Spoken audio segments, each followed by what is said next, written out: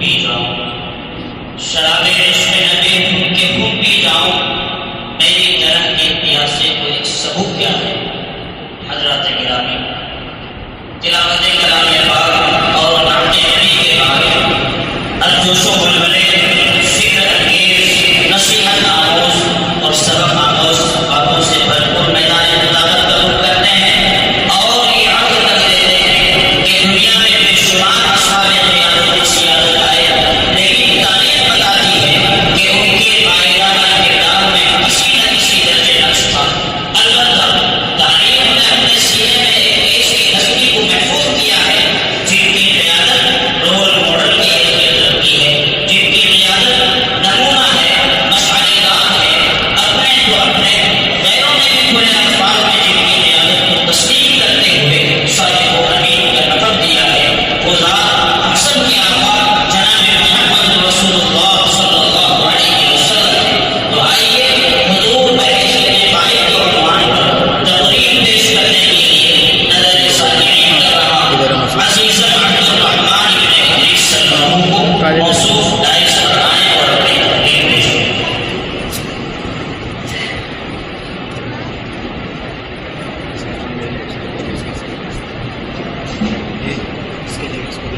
ہاں بس اسے ویڈیو بنانے ہیں، پتھر ایک اس کے بعد کٹ کر چالو کیا سب کیا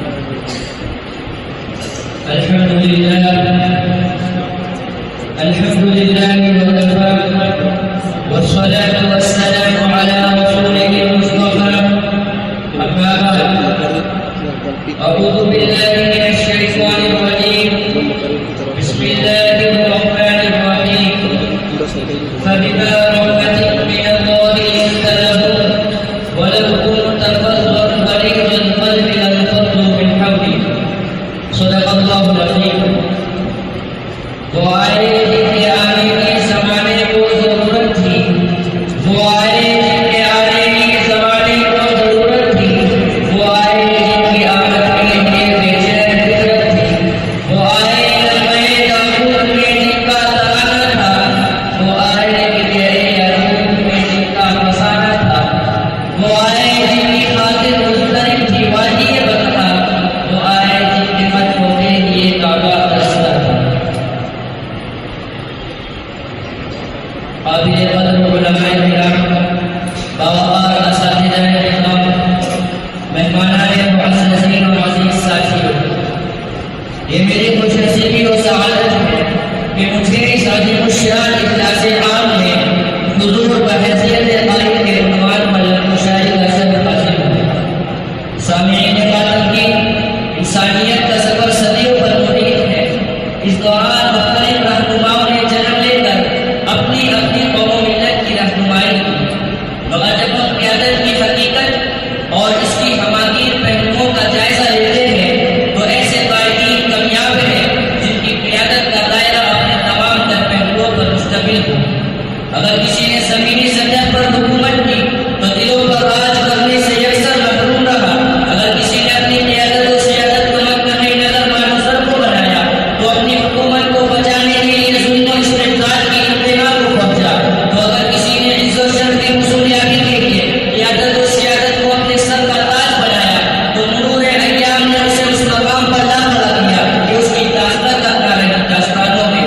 وہی تاریخ نے اپنے سینے میں ایک ایسے عظیم قائد، باوقار لیڈر اور بابرکت ہستی کو محفوظ کیا ہے جن کی قیادت عالمگیر اور آنے والی نسلوں کے لیے مشعل راہ ہے۔ وہ بابرکت اور پاکیزہ ہستی ہم سب کے آقا جناب محمد رسول اللہ صلی اللہ علیہ وسلم ہے۔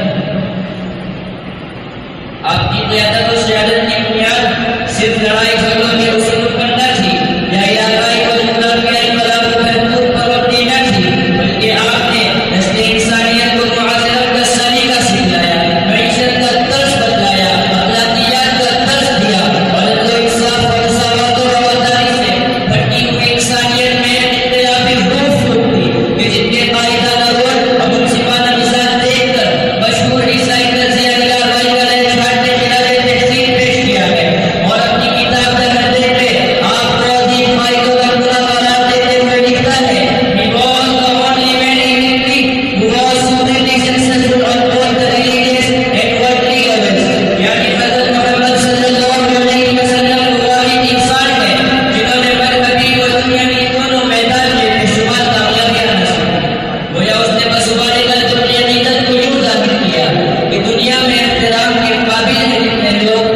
دنیا میں احترام کے قابل ہیں کتنے لوگ، میں سب کو مانتا ہوں مگر مصطفیٰ کے بعد۔ عزیزان ملت اسلامیہ، قیادت ایک خدادار ملکہ الہی مدیت ہے جو بچپن ہی سے شعور و بصیرت کے ساتھ فرمان چڑھتی ہے۔ سیرت کے مطالعے سے آپ کو معلوم ہوگا کہ ولادت نبی سے قبل دنیا اندھیریوں کا گہوارہ تھی، گلزنیں اور حماقت والا بنا ہوا تھا، ہر طرف ظلم و عداوت کی انتہا و بات گھٹائے تھی، ناچ گانا گالی گلوچ بچوں کا کھیل تھی، جوا کی محفلیں، زنا کا فساد، بچیوں کو زندہ درگور کرنا، دامن عزت و عفت کو داغدار کرنا اس وقت کے لوگوں کا عام مشورہ تھا کہ ان بچوں کی جانب اللہ کی رحمت متوجہ ہوئی اور تم شکر سادی کے ساتھ انہیں ہدایت میں روشن ہو گیا۔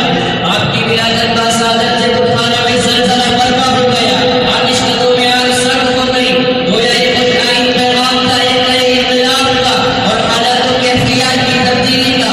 آپ کا قائدانہ کردار اور مثالی عدل عہد طفولیت میں سے آیا تھا۔ آپ نے کبھی کسی کو گالی نہیں دی، کسی کو برا بھلا نہیں کہا، بے سہاروں کو آسرا دے کر ہمیشہ دلوں کو قدر کیا۔ تاریخ شاہد ہے کہ تاسیس کعبہ کے موقع پر حضرت اسود نصب کرنے کا مسئلہ حل کر کے جس حکمت عملی سے آپ سے مادر جنگی کو روکا کہ ہر خاص و عام کی زبان صادق و امین کے نعرے سے بھول رہی تھی اور بزبانی کا یہ اعلان تھا کہ اگر نظام عدل کا قیام چاہتے ہو، اگر قوت و بھائی چارگی کا نفاذ چاہتے ہو، اگر محبت و مودت کا رواج چاہتے ہو تو محمد رسول اللہ کے طریقہ کار کو اپنی زندگی کا جزو لائق بنانا ہوگا۔ امام مصطفی سے اپنی معاشرتی زندگی کو آراستہ اور پیراستہ کرنا ہوگا۔ بابا سامعین کرام، میں آپ کو بتاتا چلوں کہ ایک کامل و مکمل رہنما میں قیادت و سیادت کی جو اوصاف و کمالات ہونے چاہیے وہ تمام اوصاف و کمالات مقبولیت آپ میں بدر کے اندر موجود تھی۔ آپ کی ایک خوبی یہ تھی کہ آپ دور اندیش تھے، چنانچہ آپ نے مدینہ کو فتح کر ریاست اسلامی کی بنیاد رکھی، انصار و مہاجرین کے درمیان موافقات قائم کر کے دو دلوں کو جوڑ دیا اور مختلف مذاہب و قبائل کے درمیان امن و اتحاد کے قیام کے لیے میثاق مدینہ مرتب کیا، جس کا نتیجہ یہ ہوا کہ داخلی اور آپسی اختلافات و خدشات سے محفوظ ہو گئے۔ اب حضور اکرم صلی اللہ علیہ وسلم نے اپنی تمام تر توجہ اعلاء کلمت اللہ اور دین حق کی سربلندی پر مرکوز کر دی اور اسلام میں آنے والی تمام رکاوٹوں کا دلجمعی و یکسوئی کے ساتھ مقابلہ کیا۔ کبھی بدر کا در مقابلہ کیا، کبھی خود میں اپنی سپہ سالاری کے جوہر نکلائے، کبھی خندق کھود کر ریاست مدینہ کی عزت و جان کی حفاظت کی، تو کبھی مقام حنین جا کر قوت بازو آزمانے والوں کے بازو کاٹے۔ غزے کے راہی حق میں رکاوٹ بننے والے تمام شیطانی چالوں کا پلہ تباہ کرنے کے لیے اعلان کر دیا کہ حق کی بات کو ظلمت کو مٹا دو، حق کی بات کو ظلمت کو مٹا دو، اسلام کے پیغام کو دنیا تک پہنچا دو۔ عزیز دوستو، آپ کی خوبیوں میں بڑی خوبی یہ تھی کہ آپ پختہ عزم رکھتے تھے، جب کوئی فیصلہ کر لیتے تو دنیا کی کوئی بھی طاقت آپ کے فیصلے کا رخ نہیں موڑ سکتی تھی۔ غزوہ احد کے بارے میں آپ نے صحابہ سے مشورہ کیا، آپ کی رائے یہ تھی کہ مدینے میں رہ کر دشمن کا مقابلہ کیا جائے اور لوگوں کا پرجوش اصرار تھا کہ مقام خود میں جا کر دشمن کو ذلت عامر شکست دی جائے۔ چنانچہ مدد تشریف لے گئے اور جنگی لباس سے لیس ہو کر نکلے۔ صحابہ کو اپنے اصرار پر بڑی شرمندگی ہوئی، لوگوں نے عرض کیا اے اللہ کے رسول، شاید ہم نے آپ کو مجبور کیا ہے، ہم آپ کے فیصلے پر دل و جان سے قربان ہیں۔ تو حضور صلی اللہ علیہ وسلم نے فرمایا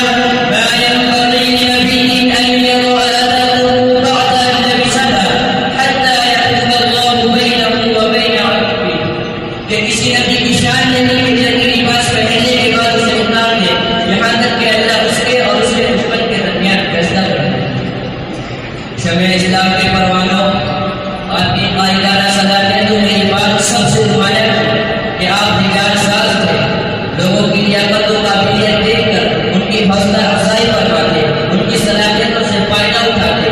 تاریخ یہ بتاتی ہے کہ یہ وصف بہت کم قائدین میں رہتی ہے اور آج جو ناپید ہے، جو جس میدان میں باصلاحیت ہوتا اس میں ان کی تعریف کرتے تاکہ ان کے کام میں نکھار پیدا ہو۔ آپ نے ان کو ایسے القاب سے نوازا جو قیامت تک ان کی پہچان بن گئے۔ حضرت ابو بکر کو صدیق کا لقب دیا، حضرت ابو عبیدہ کو امین